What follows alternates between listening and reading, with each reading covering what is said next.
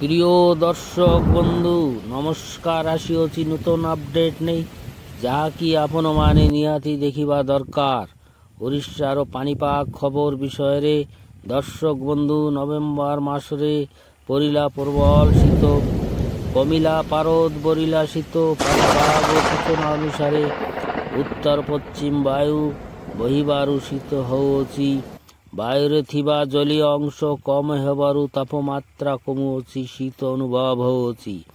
ଆଗାମୀ ଦିନମାନଙ୍କରେ ପାହାଡ଼ିଆ ଅଞ୍ଚଳରେ ଯେମିତି କୋରାପୁଟ, ନବରଙ୍ଗପୁର, ରାୟଗଡ଼ା, କଳାହାଣ୍ଡି, କନ୍ଧମାଳ, ମାଲକାନଗିରି ଜିଲ୍ଲାରେ ପାରଦ ତଳକୁ ତଳ ଖସୁଅଛି।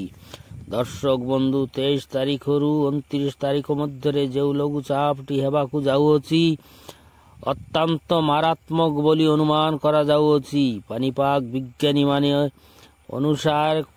ଅନୁମାନ କଲେ ଯେ ଦକ୍ଷିଣ ଭାରତରୁ ବାଂଲାଦେଶ ପର୍ଯ୍ୟନ୍ତ ଏହାର ପ୍ରଭାବ ପଡ଼ିବାର ସମ୍ଭାବନା ଅଛି ବୋଲି ଅନୁମାନ କରାଯାଇଅଛି।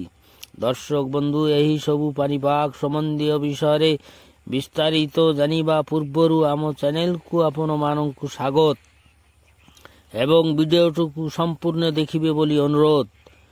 ଆପଣ ଯଦି ଆମ ଚ୍ୟାନେଲକୁ ନୂତନ, ତେବେ ସବସ୍କ୍ରାଇବ୍ କରିବାକୁ ଜମା ଭୁଲିବେ ନାହିଁ। ପାଖରେ ଥିବା ବେଲ୍ ଆଇକନ୍ଟିକୁ ଅନ୍ କରି ରଖିବେ ବୋଲି ଅନୁରୋଧ, କାରଣ ଆଗାମୀ ଅପଡେଟ୍ଟି ସର୍ବପ୍ରଥମେ ଆପଣଙ୍କ ପାଖକୁ ପ୍ରଥମେ ପହଞ୍ଚିଯିବ। ଦର୍ଶକ ବନ୍ଧୁ, ଲାଇକ୍, କମେଣ୍ଟ, ସେୟାର କରି ଅନ୍ୟମାନଙ୍କୁ ଦେଖିବାର ସୁଯୋଗ କରିଦେବେ ବୋଲି ଅନୁରୋଧ ରହିଲା। ଏବେ ଆସନ୍ତୁ ଦେଖିବା ଓଡ଼ିଶାର ତୀବ୍ର କୋଲ୍ଡ ୱେଭ୍। ଗତ 2 ଦିନ ତଳେ ୟେଲୋ ଆଲର୍ଟ ଜାରି ହୋଇଥିଲା। ଓଡ଼ିଶା ରାଜ୍ୟର ଅନେକ ଜିଲ୍ଲାରେ, ଅନେକ ଥାନାରେ ନିମ୍ନତମ ତାପମାତ୍ରା ଠାରୁ ସାଧାରଣ ତଳକୁ 5ରୁ 7 ଡିଗ୍ରୀ କମ୍ ଥିଲା। IMD ଅନୁଯାୟୀ କିଛି ଦିନ ତାପମାତ୍ରା 2ରୁ 3 ଡିଗ୍ରୀ ବୃଦ୍ଧି ହେବ ବୋଲି ସମ୍ଭାବନା ଅଛି। ଯେମିତି ପ୍ରମୁଖ ସହରର ତାପମାତ୍ରା ହେଲା କୋରାପୁଟରେ 12 ଡିଗ୍ରୀ, ନବରଙ୍ଗପୁରରେ 12 ଡିଗ୍ରୀ, ଭବାନୀପାଟଣାରେ 11 ଡିଗ୍ରୀ, ଫୁଲବାଣୀରେ 10 ଡିଗ୍ରୀ, ଅନୁଗୁଳରେ 11 ଡିଗ୍ରୀ, ବରଗଡ଼ରେ 12 ଡିଗ୍ରୀ, ଝାରସୁଗୁଡ଼ାରେ 11 ଡିଗ୍ରୀ, ରାଉରକେଲାରେ 12 ଡିଗ୍ରୀ ଗତ ରାତିରେ ରେକର୍ଡ ହୋଇଅଛି। ଆଗାମୀ ଦିନରେ ଆହୁରି ତାପମାତ୍ରା ବଢ଼ିବ ବୋଲି ଅନୁମାନ କରାଯାଉଅଛି। ଗତ 2 ଦିନ ତଳେ ଝାରସୁଗୁଡ଼ାରେ ତାପମାତ୍ରା 9.8 ଡିଗ୍ରୀ ଥିଲା। ଉଦୟଗିରିରେ 5.4 ଡିଗ୍ରୀ ଥିଲା ବୋଲି ଏହା ସାମାନ୍ୟ ବୃଦ୍ଧି ପାଇଅଛି। ଭୁବନେଶ୍ୱରରେ ଏହି ନଭେମ୍ବର 2025 ବର୍ଷରେ ସବୁଠାରୁ କମ୍ ତାପମାତ୍ରା 12 ଡିଗ୍ରୀ ଓ କଟକରେ 13 ଡିଗ୍ରୀ ରେକର୍ଡ ହୋଇଅଛି।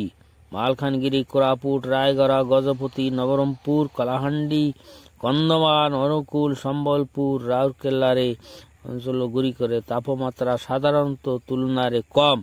କିଛି ସ୍ଥାନରେ ନିମ୍ନତମ ଓ ଉଚ୍ଚତମ ତାପମାତ୍ରା ଡିଫରେନ୍ସ 2-3 ଡିଗ୍ରୀ।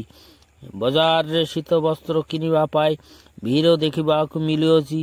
ଏହିସବୁ ଅଞ୍ଚଳରେ ତାପମାତ୍ରା ସ୍ଥିର ରହିପାରେ କିମ୍ବା ଅଳ୍ପ ବୃଦ୍ଧି ହୋଇପାରେ। ଉପକୂଳ ଓଡ଼ିଶାର ଭୁବନେଶ୍ୱର, କଟକ, ପୁରୀ, ବାଲେଶ୍ୱର, ଗଜପତି, ଗଞ୍ଜାମ ପାଗ କୋହଲା ଓ ମେଘୁଆ ପାଗ। ହାଲୁକା ବର୍ଷାର ସମ୍ଭାବନା ଅଛି। ଆଗାମୀ 3-4 ଦିନ ମଧ୍ୟରେ ଓଡ଼ିଶାର ଅଲଗା ଅଲଗା ଜିଲ୍ଲା ପାଇଁ ବର୍ଷା ଏବଂ ପବନର ପରିବର୍ତ୍ତନ ପରିକଳ୍ପନା କରାଯାଉଅଛି। ବର୍ଷା ଆଗାମୀ 3-4 ଦିନ ଓଡ଼ିଶାର କେତେକ ଅଞ୍ଚଳରେ ହାଲୁକାରୁ ବୃଦ୍ଧି ପାଇବ ବୋଲି ଅନୁମାନ କରାଯାଉଛି।